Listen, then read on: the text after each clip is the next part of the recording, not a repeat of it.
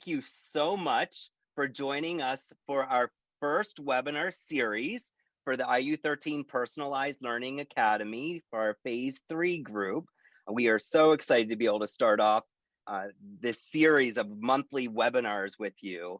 And before we get into too many things, we just want to be able to capture and to just do a couple housekeeping items with you since our first kickoff call with you that we had. So I know that not all of you were able to get onto the kickoff call, which was fine. We were able to introduce the course to you. We recorded the kickoff call and we put that kickoff in this educator's competency course. So what we want to make sure of is that we noticed that there's some discrepancy with our registrations.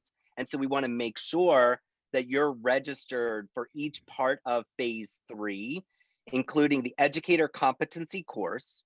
So many of you registered here in Frontline for the educator competency course itself.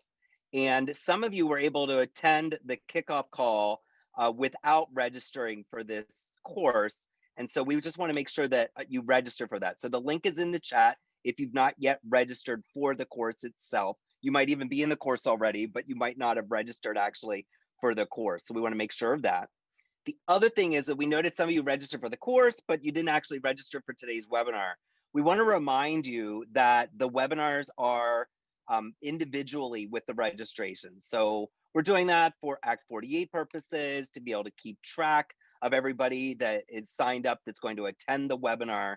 We are going to record them, but not record them saying that we don't want you to participate. It's just that last resort that if you possibly can't join, then we'll post the recording in the educator's competency course for you to be able to access. But we highly encourage you to be able to attend each one of the monthly webinars. So we gave you that full schedule. In the course, the full schedule is there for you as well. And each one of the webinar links to the actual registration for the webinar. So we want to make sure that you don't miss that in the actual course itself. So many of you have already gotten started. That's awesome. That's exciting. That's where we want you to be. Some of you are missing the notifications from the course that anytime we post an update in the course, you're not getting it as a corresponding email.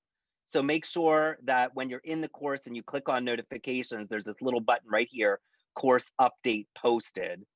So you want to make sure you get emails of the course updates because we're going to be posting updates here for you. And many of you received emails from me or from one of us, from Tim Leister at Elanco for the Elanco crew about your Schoology account, that we're working behind the scenes to make sure you have the next and previous buttons in your Schoology account. So please follow through and do complete that survey for us. And that was also alluded to in this course. Remember that all the updates that we post in this course are located in this updates section of the course. So we highlight some announcements at the very top, but there's also other updates here posted for you. All right, so this is the trail form. So this is everything that I'm talking about right now. The survey is located right here in the updates section. And I know that, it's past Wednesday and that's okay. We're extending it till tomorrow for you to be able to complete that survey for us in the actual course itself. And so at the very top of the course, we just highlight everybody what you're working on right now to be able to complete the competency self-awareness tool, do the core components if you didn't do that in a previous year, and then also complete the guiding principles. So that's just a quick recap of where we're at. And I don't want to take any more time of that, but feel free, if you have any questions about the registration for the course, the registration for the webinars, getting into the Schoology course, about the Schoology survey, feel free to post them in the chat and Colette and I will answer them as we come along that. But that's not the purpose of today. The purpose of today, to get us started, is to be able to spend some time with the fabulous Beth Rabbitt, who is the CEO of the Learning Accelerator. And I'm going to let her introduce herself. Many of you have seen her already if you've already participated in the Phase 1 of the Personalized Learning Academy. I will say that it's been a phenomenal partnership with the Learning Accelerator. They have such a great view of personalized learning that we continue to tap in, that's pretty much national, to understand what everybody else is doing beyond just our own district. And we love the resources that they've put together for us. We linked to many of those resources throughout the courses that you've been in from phase 1 to phase 2 and also here in phase 3. So they've been a phenomenal partner. And when we reached out to Beth and said, hey, would you kick us off for our webinar series for phase 3? She graciously accepted that invitation. So she's going to be going over national trends of personalized learning dash pandemic and start talking to us about the environment of what we're living in right now. So Beth, thank you so much for joining us. We'd like to open the floor and let you share a little bit more about you and the Learning Accelerator to everyone. Thank you so much for having me. I do not take lightly a end of the day slot near the end of the day, the end of the week for educators. So just really appreciate the opportunity to talk to you all about personalized learning, what we've been seeing nationally, what we are seeing more recently, and learning in the work right now. So appreciation. Also, request for some grace as I go over to get my screen shared for you all. I have, in preparing for today's conversation, there were a lot of ideas that I wanted to share, but I have the sense that I might run a little bit slower than I had practiced. And so, attaching the chat, actually, a couple important resources for you all just as we get started, because there might be points where say like, I was going to show this video and we don't have time. And so I just put into the chat a link to the slides that I'm going to present, or I hope to the slides I'm going to present, and a couple of resources that I'm going to refer to as we chat. So feel free to let me know if those do not work. And then I'm going to go ahead and share my screen. Hopefully they're right. All right, are we now seeing, okay, great. Yeah, as I was, Excellent. so when I talked to Ken and Colette a while back, we said, wow, let's come back.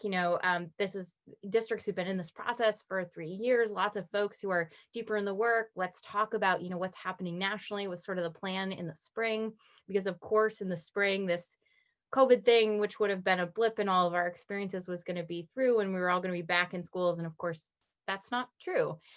So I retitled the presentation this morning, National Trends in Personalized Learning plus Pandemic, and I'll explain a little bit more about how I'm going to try to do both of those things.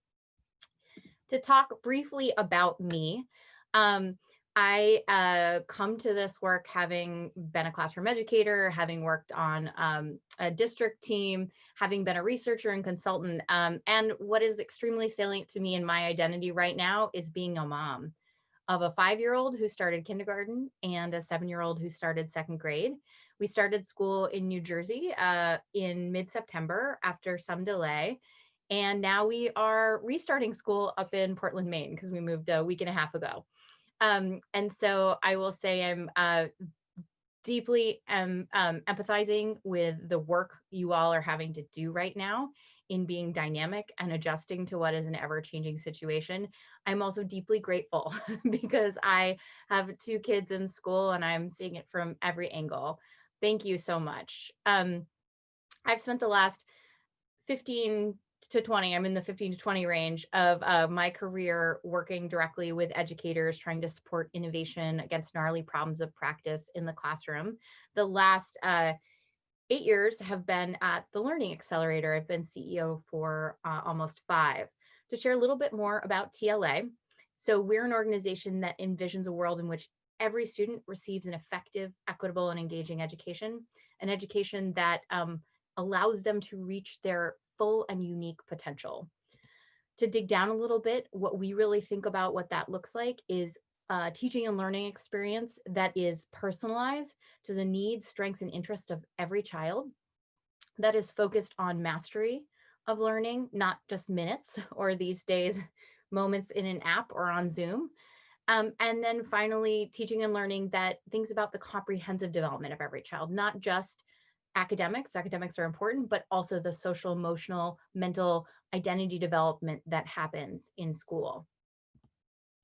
This vision for teaching and learning, we admit, not new at all. In fact, great educators like you all have aspired to it daily in practice for centuries. But making it work on an everyday basis in schools with the resources we have can be really challenging.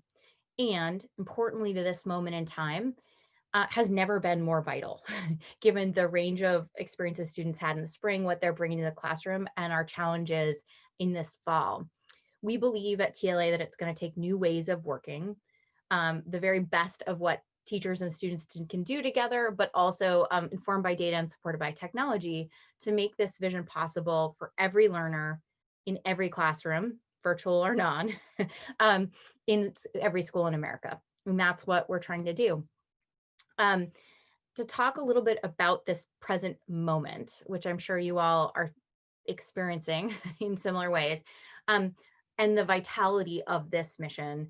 I think most of us who have been working with teachers, with students, with schools over the course of the pandemic are recognizing that this COVID-19 crisis has, particularly for many of us who have been interested in personalization, interested in improving teaching and learning classrooms, managed to surface very clearly longstanding needs that many of us and our students felt, specifically as it relates to equity, access to resource, engagement. We are living in a moment in time where personalization is mattering even more than ever, because this is an opportunity for us to look at a lot of those, what we think of as load-bearing walls that are in our way, or longstanding challenges, and create the urgency and clarity we need to transform the work that we're doing, advancing racial and economic equity, supporting all learners, not just those who might fit into the systems that we've created, increasing access for students, but also for teachers and leaders to networks and resources, and just adopting practices that can help us all be safe and secure and learning together. We want to acknowledge there's an enormous amount of work happening across the country.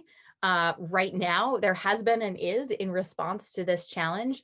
Obviously, you all are an example of folks who are working on this, teachers and coaches trying to figure out how to make personalization happen pre-COVID, but even more so now, schools and system leaders, service providers, regional agencies like IU13, caregivers who are having to step into playing brand new roles, and most importantly, students who are working really hard with us to figure out how to make this work.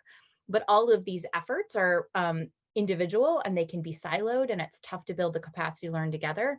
And briefly, that is what TLA does. So we're a national nonprofit, and we've worked for the last nearly 8 years to just ensure that we're connecting the right people with the right resources, knowledge, tools, networks that they need to make this work possible and practical for every single learner.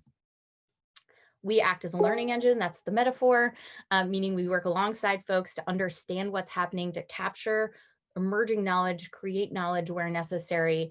We build communities to connect, mainly networked improvement communities of folks learning together, but sometimes to come together to tackle shared problems. And then we build the capacity of the sector to share openly. So we believe the knowledge to improve public education is a public good.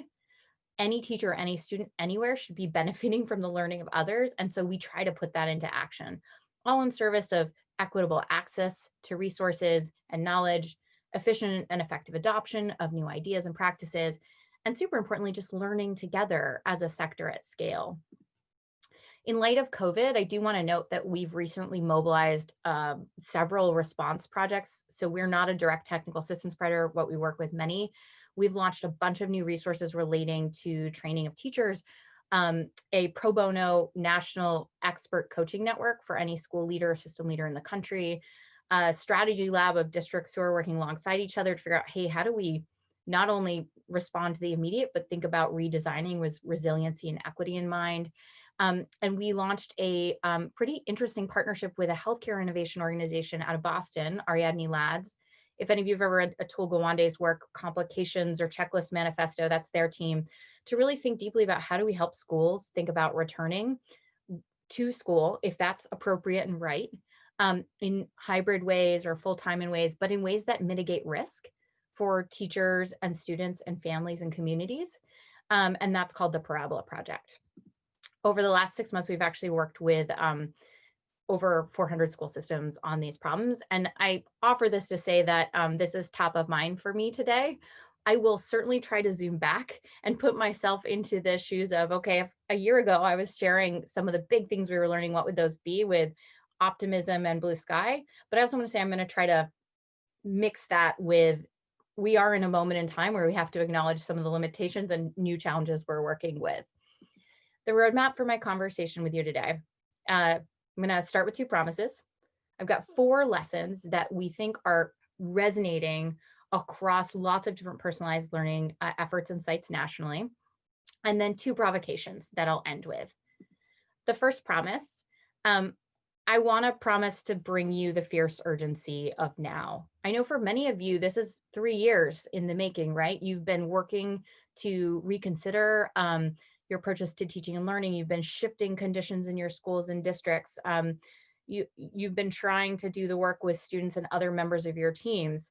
As I said earlier, I believe more than ever that personalization, that understanding every child and figuring out how do we flex our approach as adults to really get at those needs, and not just differentiate, not just bring in technology, but know, understand, and work, give every student what they need, is more important than ever. I'm also, though, in my orientation towards the now, going to promise that I'm going to try to offer some examples that might work within the reality that you are confronting. So this is our remote learn. So we over the course of summer spent a lot of time in the literature around remote and distance learning to say, what are the quality factors that are going to help us collectively drive personalization, mastery-based learning, effective use of data in this moment in time. If you are in this Google Doc, by the way, it'll link and take you right to the framework. I can share it later. But what we're really looking at is an environment where if we're working remotely or hybrid, we're operating on a foundation of self-directed learning on the part of the student. In a way that we haven't, I oftentimes when I introduce this slide in a more PD sense, I'll ask people like, okay, who's already multitasking? Or who's got me like on the window to the left while doing. Every moment that we're learning online or in ways that are not face-to-face is a moment where we are self-directing. And so a lot of our efforts as we think about translating personalization have to just start from that acknowledgement and start building a foundation and then stacking up quality experiences that use technology well, that offer robust, rigorous instruction, which I know all of you are already expert in, specifically instruction that's active, that is mastery-based, that gives students access to rigorous content. And perhaps most importantly, effectively engages every learner through the creation of relationships, both relationships with each other, but relationships and relevance to task. So we talk about this as being connection and personalization as being the thing that drives commitment and sustains perseverance in these environments. So as we talk today, you're going to see me try to translate, at least if you're working remotely, to some takeaways that could apply. The second promise I'm going to make to you, and this is one of my favorite bloggers to read. I don't know if you follow Doug Robertson, the weird teacher on Twitter. He wrote this last fall and it resonated for me at a moment in time. He's saying, you know, like I've kind of had it with people just saying if I loved kids more, if I were more willing to take risks, if I was willing to disrupt. I believe firmly that teachers in classrooms are doing we're doing a lot. We're doing a lot of all they could do. We're loving their kids. We're learning. We're trying to shift practice even pre-COVID. And I want to acknowledge that effort. I want to say this isn't about trying to get you to like adopt a new paradigm. This is about offering you some concrete places where you might be able to find some lift under your wings or more gas in the tank. Thank you for what you're doing. I know it's a lot right now. Okay, so my 4 lessons. Lesson 1, this is one of the biggest takeaways from the personalized learning schools we work with and districts. This work of scaling personalization for every child is fundamentally collaborative. We need to work together, not just in moments like these, but in the day-to-day of instruction to get better. I'm going to bring in a couple of metaphors from outside of education. I hope you don't mind that. Hopefully you'll find them provoking. But the first one I want to bring in is, does anyone, I'm trying to see if I can get the chat up here because I'm not monitoring both. Does anyone know who this is? If you do, just feel free to throw it into the chat. I'll give like a 5-second moment or what this picture is from. Oh, Tony, you wrote just to me. Yeah, so it's Eliud Kipchoge. So this, shocker, only a year ago, this happened. It feels like decades, but this was a photo of the first man to run a sub 2-hour marathon, which was a record that was broken last fall. Crazy, crazy. If you do the math on how fast those miles are, I can't run that fast. I mean, I run, but I can't run that fast for even a quarter of a mile, let alone 26.2.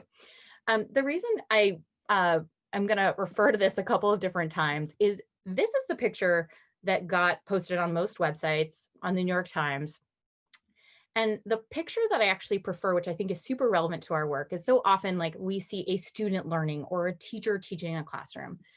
This is actually Kipchoge's pace setter team, which at all time was made of 7 different athletes who themselves were world record holders and or champions. There were 41 people who paced him to accomplish that goal. So often in education, we refer to supermen and superwomen or that one kid or that one experience. And what I want to put forward that we are seeing in most personalized environments is a reorientation around the notion of teams and building teams around and with learners. So those teams can be teaching teams, they can be non-academic supports, they can be the peers who are learning with this student, they can be specialists. They can also, importantly in this moment, be family members. We all know family engagement happens, but so often do we think of parents as partners in learning, until now, when we recognize, in fact, how very central they are to day-to-day learning, particularly in remote and hybrid environments. Want to highlight a couple of examples of the ways in which we're seeing teaming happen. The first is an in-person pre-COVID example. I'm going to hopefully this will play and it will work over Zoom. All of our students are receiving the sort of instruction that they need, and our system for providing that instruction is a team teaching approach, where those teachers have to work together in order to ensure that our students' personalized needs are being met with instruction. You definitely need to have the bodies, and you definitely need to have the collaboration to make it successful. I think if you really want to see the kids grow, hit those learning targets, reach those goals, you need as many bodies on deck, again, so the kids can check in, so you can monitor those kids and see, okay, he's progressing like this is what's going on. Let's go back to the drawing board. Let me go check in with Ms. Brown, say, hey, Ms. Brown, this is what I'm noticing about this student, XYZ, what can we switch up? What are some things that we can do differently? So what I love about Dr. Haney and his team at Levitt Elementary, this is a Chicago urban K-8 school that was a turnaround that became a blue ribbon school, had a highly personalized blended approach, is that, they had to throw out the notion of one teacher per class. And their teams actually worked across, so in 2, 3, 4, 5 grade level bands. And they really said, like, if we're going to personalize, we can't expect one teacher to hold all of that. That's too hard.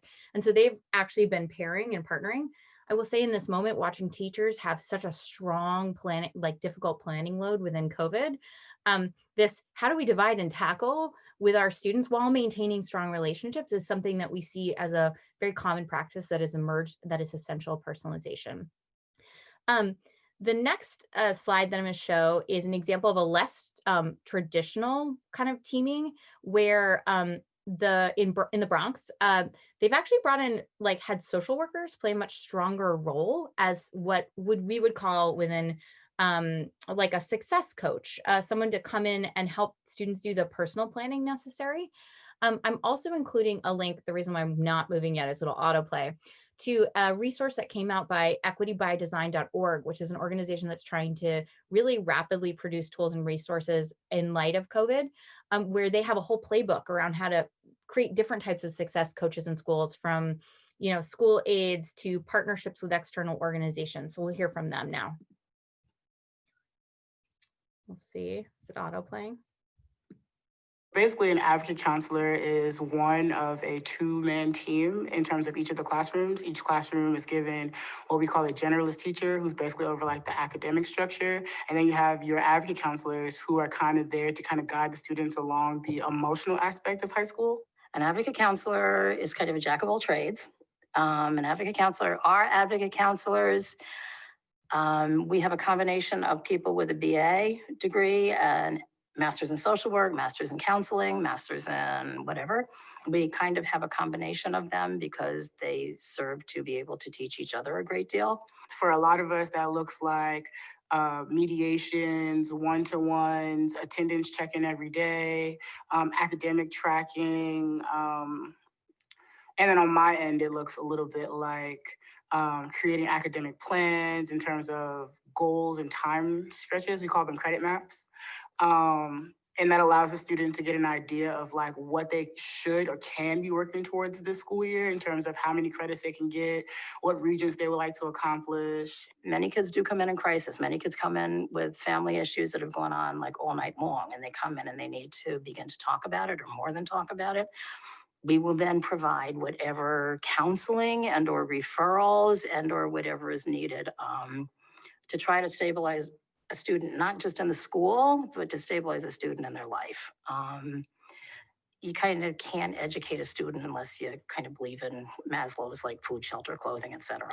While the teacher's role is mostly to make sure the students are like in their classes, can complete the work, the advocate counselor's role is to kind of make sure that they're in a healthy enough mindset and space to actually get the work done. And I think the advocate counselors very well sit down and just have the respect for the students to hear what's underlying whatever it is that's going on. And then to offer whatever they can to try to mitigate whatever the circumstances are.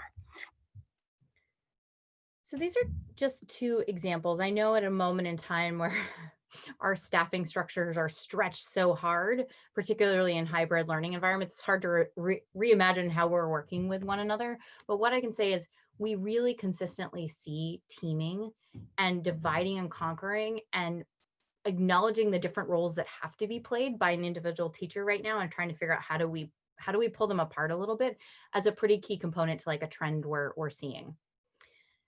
Lesson 2, hopefully it will load. There we go.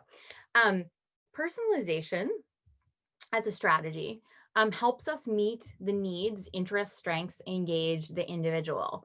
But another thing we're learning is, and which is obvious, but we're saying is that doesn't mean that we individualize everything in classrooms. And in fact, not individualizing and focusing on personalizing might be even more important. An example I want to bring in here is actually so the personalization has happened in lots of fields. One field is in medicine, where it was called personalized medicine or precision medicine. It was, actually an initiative of several administrations ago in presidency. And the whole notion was, hey, we have medical systems right now where we treat everyone the same, and then we have to measure the effect. And if there are adverse effects, then we try like a secondary thing. It's a little bit like our RTI, right? Like we try something, it doesn't work. Like we wait to see that and then we respond. What if instead we actually collected more information about people before we gave them a treatment, looked at the variety of treatments we had at hand, and did better targeting? Maybe we'd have better outcomes. We see this as a major thing in most of our lives in healthcare now, right? If we get cancer, right, we get gene sequencing and we get different options for therapies. Well, this is a really powerful tool in medicine, but it comes with a trade-off. I love this quote actually from a JAMA article, but although it's tempting to do so, we should not be fanatical about precision medicine and see it as a panacea. It needs to be balanced with population-centered approaches, meaning what the healthcare sector learned was that in over-biasing towards orienting around individual care plans, they actually forgot about the population-based health initiatives that keep everyone healthy. Things like initiatives focused on vaccination, providing consistent preventative care, encouraging people to do things that were generally healthy, right? So medicine has had to figure out and is still figuring out how do we balance our desire to meet individual needs with the things that should be larger focuses for us socially. What I think is interesting for us here is in our efforts to personalize, none of us want to see personalized learning as, the doomsday kid sitting on computer with headphones just following their own path. But as we seek to personalize, sometimes we can push a little bit too far and forget that the needs of individuals are actually connected to the deeply social experience of the classroom. perhaps now more than ever, by the way, in this moment when kids are learning in Zoom. And so we shouldn't forget that most students actually do learn in similar ways most of the time. And then our efforts to personalize should be about that, not most of the time, or our efforts to engage individual learners so that we can have them as part of a socially constructed experience. This actually comes from Paul Francis. He read a book called Reclaiming Personalized Learning. But the whole idea is, if you imagine personalization as a left-hand thing, like increasing relevance and engagement of the individual, and individualization of just delivering to the individual exactly what they need, what's the sweet spot for us? What does that look like? At TLA, we've been studying this for a while. We have a whole bunch of strategies, right? And what we've come to is like personalization isn't one model of instruction. It's not like there's not one plan. It's about teachers deciding to adopt a variety or a constellation of strategies in their classrooms that support them in engaging and meeting every learner while still fostering a social experience and environment. So what we like to talk about is like, what are the common personalization points that we see educators using? And which ones are they using and why, and for which purposes? So we did a big study a couple years ago looking at personalization practice around open educational resources. And what we saw was like 3 categories of personalization. The first is good old personalization that gets to differentiation, right? How do we personalize our instruction or the learning experiences we're making available to address specific needs around finished, or importantly, and really importantly in this moment, already finished learning. If kids already completed a task, let's not have them do it again. Or, the sort of like in the moment adjustments that we would all make in a classroom if we sensed that a student wasn't following, or we did a quick exit poll and we discovered a quarter of the kids hadn't, mastered the content. The second area of personalization is around supporting student agency. So in what ways are we offering choices or pathways, opportunities for students to practice and build skills of self-direction, but also to claim a level of ownership in their learning? Do we give them ability to vary their pacing, opportunities to go deeper when they want to, offer them a choice in a partner, for example? And the last type of personalization we see commonly is engaging the relevance that students feel through opportunities to make choices that foster interest and depth. So modifications of tasks for personal or cultural relevance, tailoring to interests, which book pick the book. I'm not going to sign the book, right? As a very simple example, and supporting inquiry and authentic learning tasks. So as we sort of stand back as more of a research lens, we see these different levers teachers are pushing, and different levers teachers are choosing different personalization points based on their students, their classrooms, their objectives, and their beliefs about teaching and learning. A couple of examples that I'd like to provide. So at Achievement First, Greenfield schools, which are in Rhode Island, Connecticut, and New York, what they did was they said, hey, we're using the core knowledge curriculum, but most of our students are Black and Latinx. Most of this curriculum is like very much Western European centered. What if we actually made a move to increase relevance by curating supplemental units that students can explore that directly address issues in American history, Black culture, non-Western civilizations. Another example that I'd offer is in the Bronx, there was a school we worked with that after every unit would actually solicit ideas from students on how to make the unit better. Or at the end of the year would actually survey students and say, hey, we have to hit these objectives this year, but are there any things you'd actually really like to learn about? And it was pretty cool. Teachers work over the summer to revise and say, okay, next year we're going to focus on X or Y.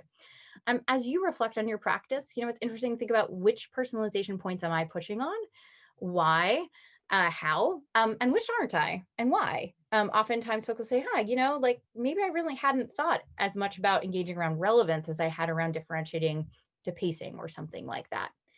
There's a movie I'm not going to show next, but if you're interested, just get to the point that, by the way, lots of kids need whole group learning experiences. So this would be a teacher in Cisco, Texas, talking just about how they end up structuring whole group teaching direct instruction at the beginning of every week, not because they didn't want to personalize, but because that was an essential part of their weekly personalization process, was the engaging all students together around a topic and then spending the week going more deep.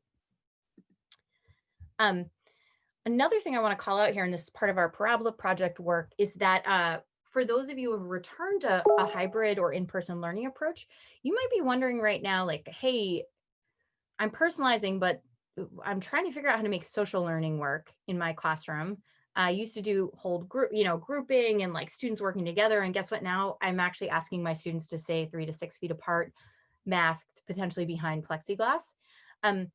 We've been working on a toolkit around ideas for how to create more social experiencing, even if we're physically distanced. And so you can go ahead and check that out if helpful to you. We also have toolkits on like building a mask culture, or some really less cool things that have nothing to do with personalization, like how do you clean your classroom every day? So definitely check it out.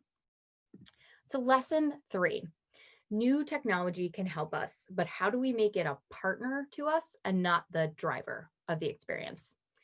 Going back to Kipchoge, another picture that I love that they didn't show very awesome, but was amazing, was they showed him running. On occasion, you see his pacers, but he actually ran behind a car with lasers that showed him exactly where on the road to run and at the pace he needed to run, because he was on a wide road. If he veered left or right, he might slow down. It's a little bit crazy. He also had shoes that had like carbon fiber plates in them that allowed him to run faster, right? And they reduced the amount of oxygen he used and all these things. I say this because technology plays a similar role in personalized classrooms and helping us figure out a pace and helping us plan out for every learner. It can unlock new ways of working. For those of us who ever gotten a chance to like do a Google choice board after years of like trying to figure out how to have kids go through physical, different physical boxes to choose a resource or whatever, or getting the kids to collaborate together in a Google Doc. Those are cool new ways of working. And our teachers and students deserve the best of it. To bring an example from flight. So flight safety has dramatically improved over the course of human history in flight. What has driven that? Well, it's something called fly-by-wire systems, which were introduced in the late 70s and were basically systems that allowed pilots to go onto autopilot during flight. They were things that did a lot of calculations that pilots prior could make errors in. And in being introduced as a uniform safety measure, as a tool for pilots, dramatically reduced the risk of flight challenges overall. Another thing that happened, though, about a year and a half ago was Boeing Max. So as folks may remember, there was a error in the Boeing Max airplanes that caused severe accidents. Planes pitched up and down because there was an automated feature of the takeoff process that was counterintuitive for pilots. And in their relative lack of ability to respond, these technologies actually caused a major problem: death, destruction. We've had other examples where there were preventable known challenges in flights, but where crews were not able to adequately respond. And in reflecting on what was happening in some of the op-eds last spring, spring before COVID, the experts reflected a lot of what's happening is hidden from the view of the pilots. It's buried in these technology systems. So when the airplane starts doing something unexpected, the pilot says, "Hey, what's it doing?" rather than, "Oh, I see what's happening, let me fix it." And it's very common comment. Actually, now they're asking pilots to take autopilot and fly-by-wire off during flights so that they can practice in safe environments the skills that they've already developed. This can happen. We can probably all think of times as educators. I can think of one right now where we let the technology take over when we knew it probably wasn't the right thing. A kid who took an assessment and you're going, "Gosh, this assessment seems totally off. Why are we placing them here or there?" I have that story from one of my teaching experiences in Newark, New Jersey, where a student was placed poorly because he was like, I just clicked through, I was so bored, right? But we kept him on at an NWA Lexile level that was ridiculously low. So like part of the message here is don't let the pigeon drive the bus, right? The technology should not be driving. Now, an interesting thing we're seeing during COVID though, is we're not only, sometimes we're letting the technology drive, which shouldn't really happen. The flip side though, is we are seeing some school systems are letting our fears and assumptions about technology also drive. So I will share, in my most recent school system prior to being in Portland, where I will share with you, we don't yet have devices, so this isn't yet a problem. But the teachers were told by the school system, we need to reduce screen time, and we're really worried about any sort of adaptive instruction. So the only thing we're going to allow is synchronous instruction. Well, synchronous instruction is good for some types of learning and not so great for others. And so in our decision making, our fear of working with technology, we made some like really default assumptions that end up really disengaging. At least my 5-year-old decided in the first week of school that she was not good at school, and this was her first week of kindergarten. And so we have to find the right balance with technology, which is, it's well established. So anyone's concerned, actually the scientific research base of technology and learning is it's well established. The technology really doesn't have anything to do with it. It's a delivery mechanism. It has no direct impact. It's how we use tech. There are a bunch of different studies that have found though that technology introduces new challenges and new complexities in remote learning. Like effects are larger if you actually vary the way you might work online versus in person teaching the same topic. Kids need to be much more self-directed. Students can feel greater isolation. We have to acknowledge these things and work through them.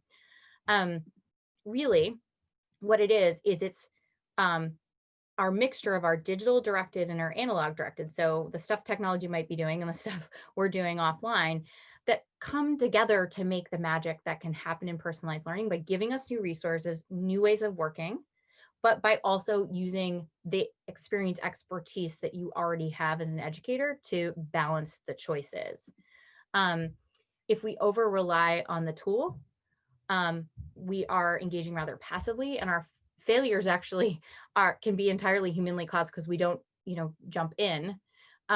If we treat technology as a tool, right?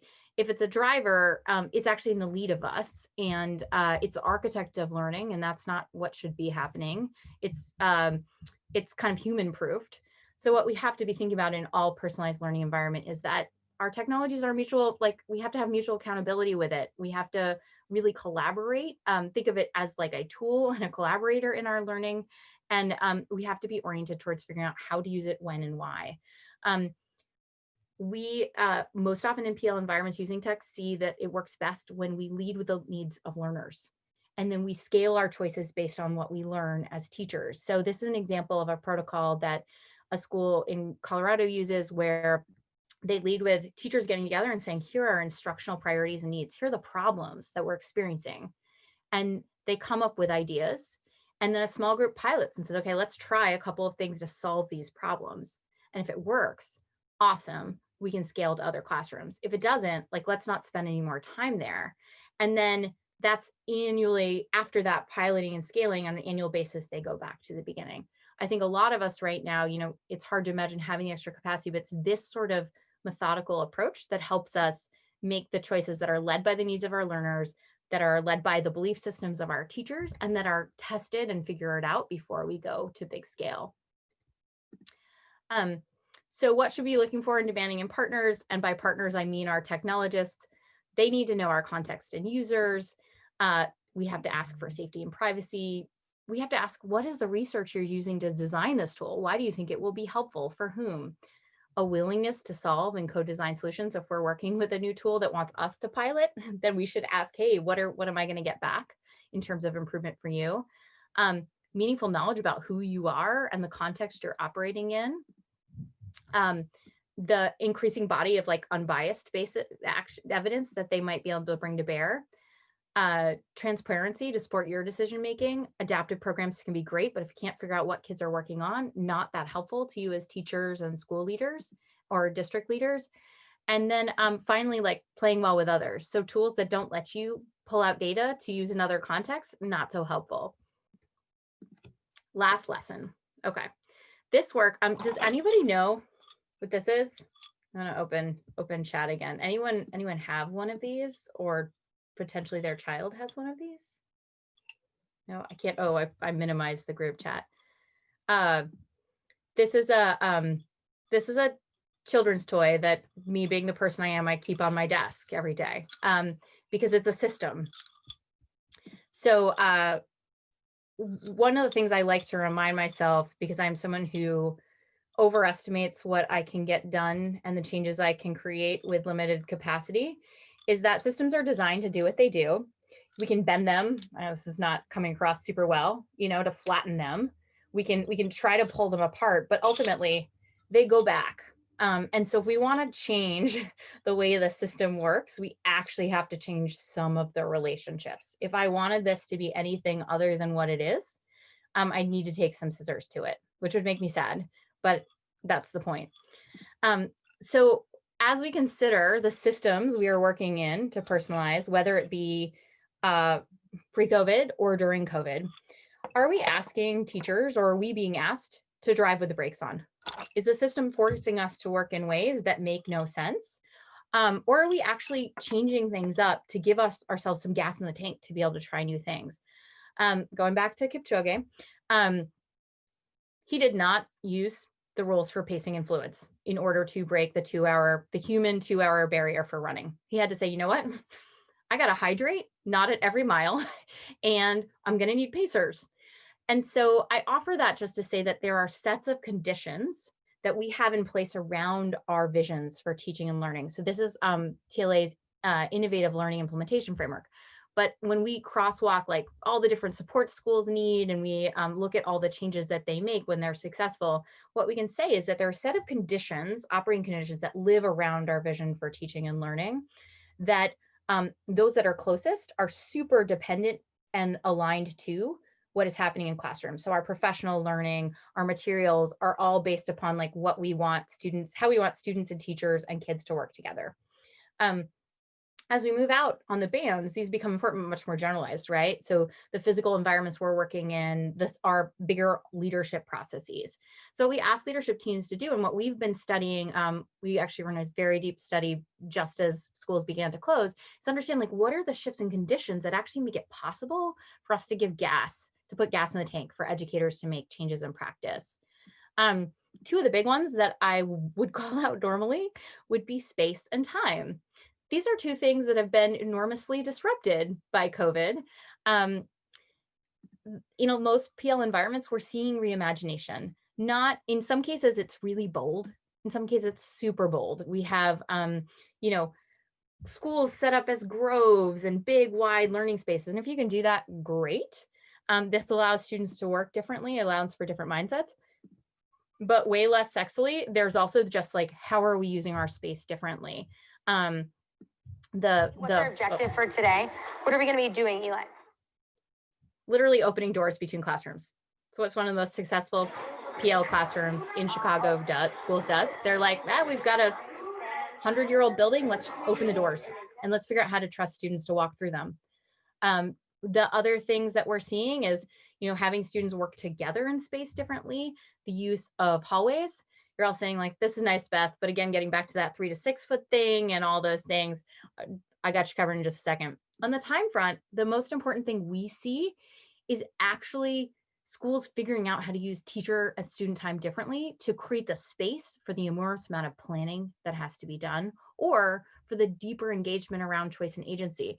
So this is, I'm not gonna have time to show you the next video, but it's 2 teachers talking about something that Trailblazer Elementary in Colorado, so they're in Colorado Springs, did. They're a higher income suburban district. And what they did was they were able to release all of their academic teachers for 2 hours every Friday by having their specialist teachers collaborate on what they called inspiration hour. It's either inspiration, it's not genius hour, but basically time for students to do things like circus or interdisciplinary projects. So like a special ed aide would work with the gym teacher to design a unit for 6 weeks that gave kids time to play, but most importantly, gave teachers time to plan. This schedule that you see is a good example where a couple of schools, a bunch of schools we've worked with actually have done this. You just put the enrichment blocks together during the day. This school, CICS West Belden in Chicago, the one with the open doors, managed to free up 90 minutes of planning time for teaching teams a day just by sandwiching their enrichment blocks and having other people take on lunch duty. Pretty incredible, no cost. It sounds crazy, but this is about like, how do we prioritize our resources? I'm gonna skip Trailblazer. In our online environments, we have a set of building blocks and a set of activities. We like to put them on a bullseye to help think about them, but we've got a variety of synchronous options. We've got asynchronous options. So working together, working independently, analog options, old good old fashioned like paper, books, activities we do in a space without digital work, or digital options. What we've been studying is that what we find is these modalities are the building blocks for creating our learning experiences with kids right now. And so like any good in-person learning experiences, we want to match what we're trying to do with a modality, be it asynchronous or synchronous, digital or analog, that will get us to that learning objective. And the best approaches we're seeing are blending them, not only because that's good for the brain and good for how we learn, but also because it frees up teachers and students to work in different ways. We like to call it sort of creating a well-rounded meal with a student's day or week. So this is an example of a schedule where kids are learning. This is probably, you all have this in place in some ways, but you know, there's the staff Zoom huddle, and then there's a synchronous time, but then there are asynchronous times, and we're mixing it up so we don't exhaust ourselves trying to teach all synchronously or put ourselves so distanced away from our colleagues that we can't, our students, to have a conversation. So how will you set up your systems? How will you shift the conditions, or ask your administrators to shift the conditions to give you more gas in the tank? 2 final thoughts. We need to talk about what we value as we're making choices about personalized learning right now. There is no one right set of decisions. It depends on community, context, culture, resources, what students need. But we've done big studies of how systems, we've tried to say, like, is there one like roadmap or 2 roadmaps districts can take? No, the answer is that districts struggle with values, and they make choices that live on continuums of tension. So these were 7 critical questions we saw come up again and again in talking to leadership teams. How fast do we go? How slow do we go? What do we prioritize? The answer is like, actually, this is look both ways. I'll make sure you guys get the research if you want it. There's no consistent choice, because organizational leadership teams are making decisions that often implicitly that represent some values that they're dealing with in tension. And so the most important thing is for us to have conversations about those values right now, so we can explicitly make choices about how we're going to undertake our work. Last point I want to make is that, particularly in this moment of equity, but this is a slide actually from a year ago, we have to work in personalization with an eye towards equity for all kids. This is a study from the Christensen Institute that basically looked at schools and said, like, what are schools saying? In what ways are schools innovating with students depending on their demography? And a couple notice things I had as looking at this is, so as it relates to competency education, you see a lot of really higher income schools saying, yes, this is a major priority. A lot of lower income schools in the data set, no, it's not a priority. Same thing was true for experiential learning. But when you look at, say, like maker learning, you again see like a really big gap between the kids that probably don't have access to that work because they are in higher low income schools than those schools that do have more assets. A question we have to ask ourselves is, are we choosing to innovate and personalize in different ways for different students? Why? And what does that say about what we might need to do in the future as we look at the dramatic surfacing of inequity that has happened in our country and in our schools and our communities over the last 6 months, but frankly, we're there for a while. I'll close. These are just for you. Remote learning resources are in this. We have teacher training modules, leadership toolkits, research informed framework. We have, as I mentioned, a pro bono coaching network where any leader can call in with any question. We've got amazing experts who, thanks to philanthropy, we can connect you with for a call. And then finally, this is the research work around the Parabola project, which is our partnership with the healthcare sector. Tons of really great resources about things ranging from ventilation to, as I said before, how to like make mask wearing fun.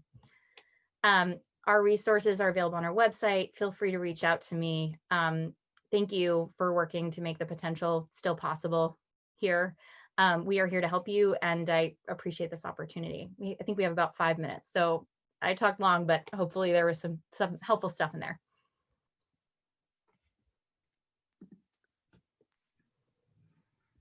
We added those resources that Beth just shared in our Schoology course.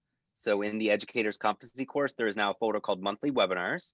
And in that, I just added each one of those links. So all very valuable resources, and it indeed takes time to be able to get through those. The Parabola project, with what Beth was talking about, had some really cool ideas. They partnered with, which medical company was that? It's Ariadne Labs. They're based out of Brigham Women's and the Harvard T.H. Chan School of Public Health. And they came up with some really cool ideas for teachers to do during this time. Like she said, how to make mask wearing fun, and to be able to look at, when we're talking about mask breaks, and just instead of just implementing a simple mask break, like what else could you do? What are some practical strategies? So definitely check that out if you've not had a chance to be able to look at some of those resources in the Parabola project. And let us know if there are challenges you're running into, we can help think about, because that's our job. Awesome. Any underlining questions that you thought of as you were listening to Beth this afternoon? We just have a couple minutes remaining.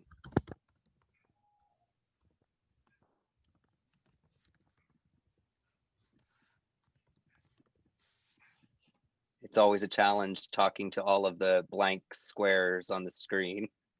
So thank you for those of you that turned on your cameras so we could see you. You can put them in chat too, or absolutely. Yeah. All right. Well, like we said, you can feel free to add anything else to the chat. We'll hang around here for a couple minutes. But Beth, thank you so much for walking us through those resources. And we really appreciate that. And to everybody else, thank you for your time this afternoon. Godspeed to you. Be safe, and thank you. We look forward to interacting with you in the course.